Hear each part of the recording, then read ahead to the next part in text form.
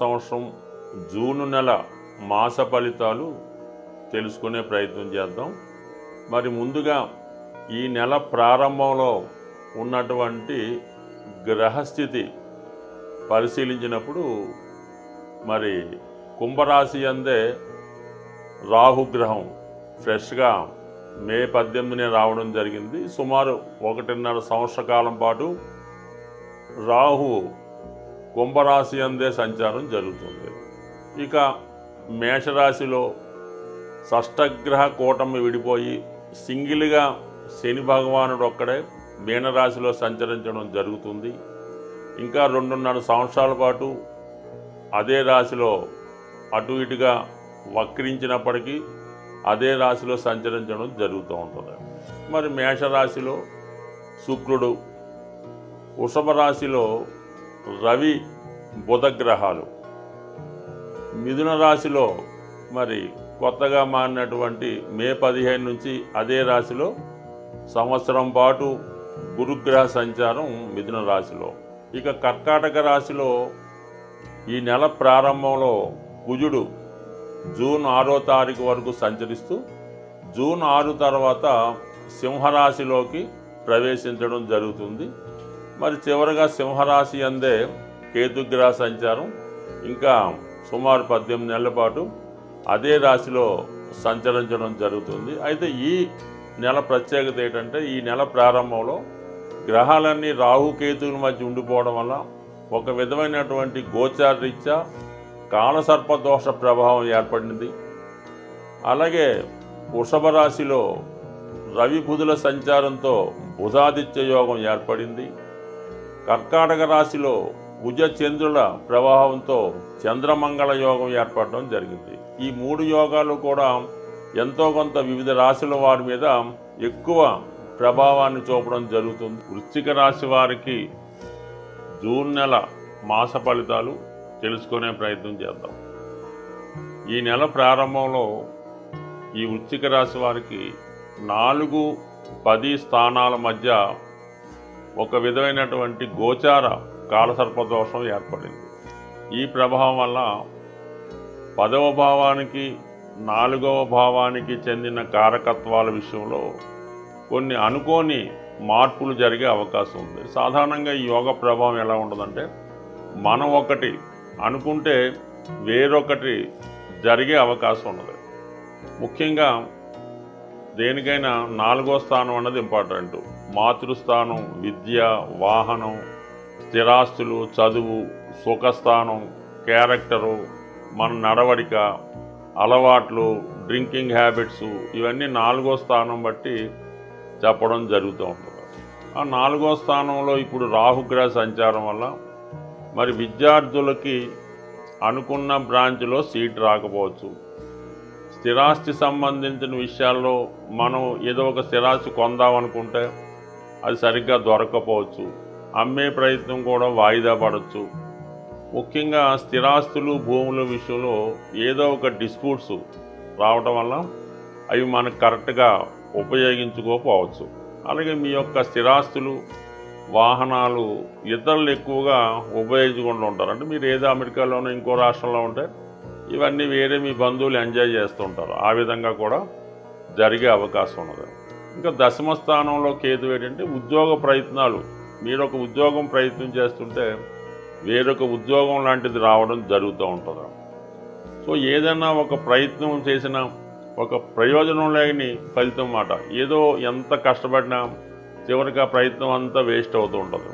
అందువని ఏదన్నా ఇంపార్టెంట్ పనులు అయితే ఉద్యోగ ప్రయత్నాలు లాంటివి చేసుకోవాలి తప్ప ఊరకనే ఏదో వస్తే వస్తుంది అన్న ప్రయత్నం మాత్రం చేయొద్దు. బట్ ఏదైనా ఈ సమయంలో అంటే ఇంచుమించుగా ఈ 4, 10 స్థానాల్లో మీకు 18 నెలల పాటు ఈ రాహుకేతు సంచారం ఉంటుంది. ఈ సమయంలో మీకు ఉద్యోగపరమైనటువంటి మార్పు 100% జరిగే అవకాశం ఉంది.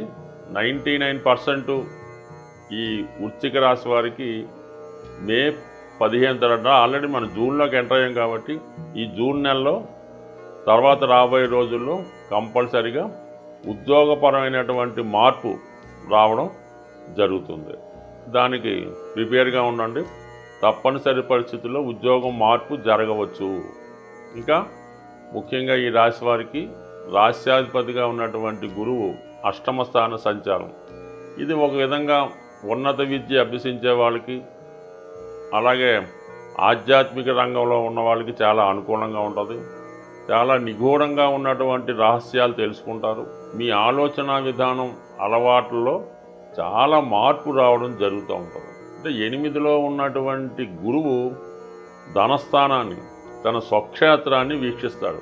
ఆ కారణం వల్ల కుటుంబంలో ఒకరికి, మీ సంతానానికో మీ కుటుంబానికి సంబంధించినంత వరకు ఏదో ఒక లబ్ధి వారికి చేకూరుతుంది. అంటే గురువు కారకత్వాల ద్వారా అంటే ధన సంపాదన పెరగవచ్చు, వారికి సంతానం కలగవచ్చు, లేదంటే మీకే సంతానం కలగవచ్చు, లేదంటే ఎవరికన్నా ఉద్యోగం, కాలేజీలో సీటు, మొత్తం మీద కుటుంబ సభ్యులందరికీ ఏదో ఒక విధమైనటువంటి లాభం చేకూరే అవకాశం ఉంది. కుటుంబ సభ్యుల సంఖ్య కూడా పెరిగే అవకాశం ఉంది.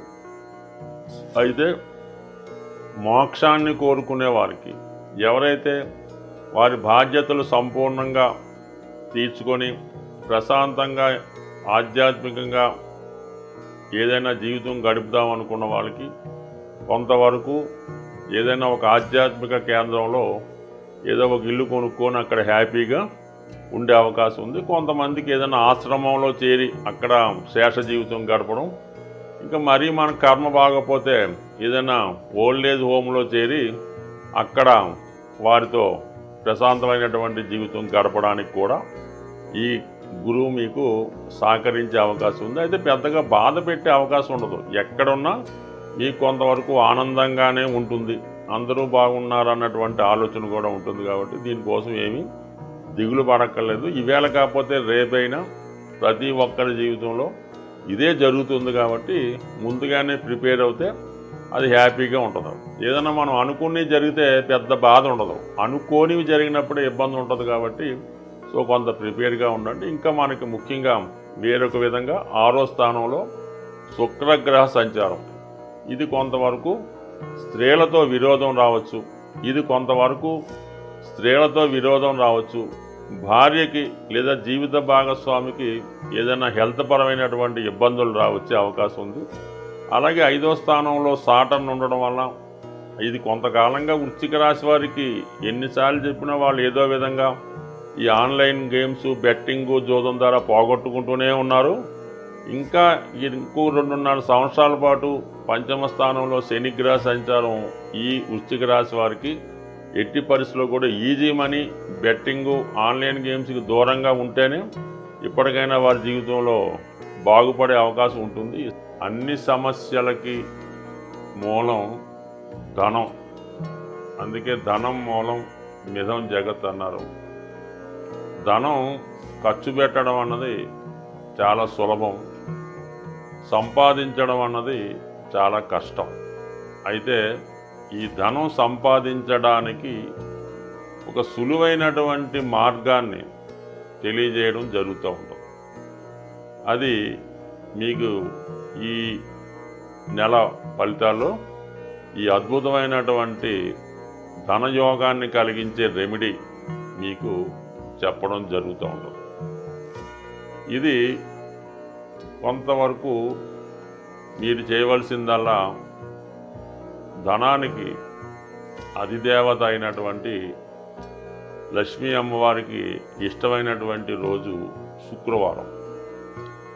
ఈ శుక్రవారం రోజు మీరు ఏం చేయాలంటే ఒక మట్టితో తయారు చేసినటువంటి ఒక జాడీ అనొచ్చు, డబ్బులు దాచుకునే డిబ్బీ కూడా అనొచ్చు.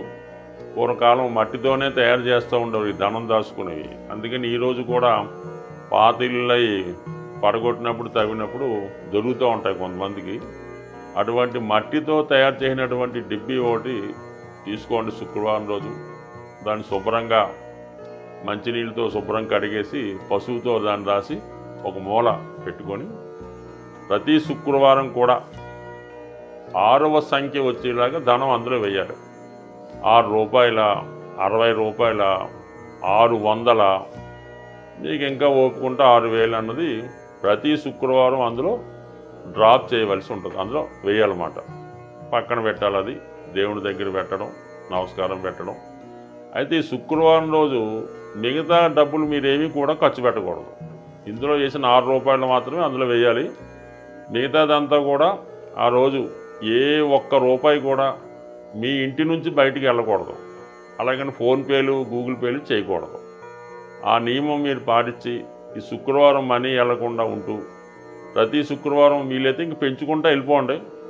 దాని తర్వాత ఒక సంవత్సరానికో ఎంతో దాన్ని ఓపెన్ చేసి దాంతో ఏదన్నా ఈ వరలక్ష్మి వ్రతంకి ఎప్పుడైనా తీసుకోవచ్చు.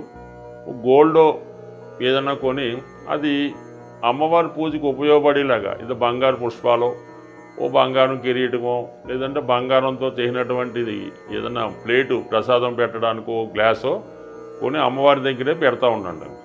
ఇలాగ మీరు చేసుకుంటూ పోతే మీరు ₹6 సేవింగ్ మొదలెడితే అది మీరు వారానికి 6 లక్షల దాకా తీసుకెళ్ళినా కూడా మీరు ఆశ్చర్యపడక్కర్లేదు, అవుతుంది. దాంతో మీరు చేయవలసిందల్లా ఈ గోల్డ్ కొని ఇది అమ్మవారికి ఏదో వస్తువు కొని పెట్టడం. మళ్ళీ మీకు బాగా మీరు దాన్ని మళ్ళా మీ ఇంట్లో ఒక అమ్మాయి పుడితే ఆ అమ్మాయికి, అంటే అమ్మాయి కూడా లక్ష్మీ స్వరూపం కాబట్టి ఆవిడకి మీరు అవి కానుకగా ఇవ్వచ్చు, బంగారు ఆభరణాలు కూడా ఇవ్వచ్చు. బట్ ఏదన్నా ఈ శుక్రవారం 6 సంఖ్య ఇది కాకుండా మిగతాది కూడా బయటికి వెళ్ళకూడదు. ఇంకా అది ఎంత గొప్ప అవసరమైనా సరే అక్కడతో శుక్రవారం నాడు స్టాప్ చేసి శనివారం మార్నింగే పేమెంట్స్ అన్నమాట. ఈ విధంగా చేసి చూడండి. ఇంచుమించుగా నాకు తెలిసి ఈస్ట్ గోదావరి జిల్లాలో అపర కుబేరులు ఉన్నారు. వాళ్ళంతా కూడా ఈ నియమాన్నే పాటిస్తున్నారు. స్వస్తి.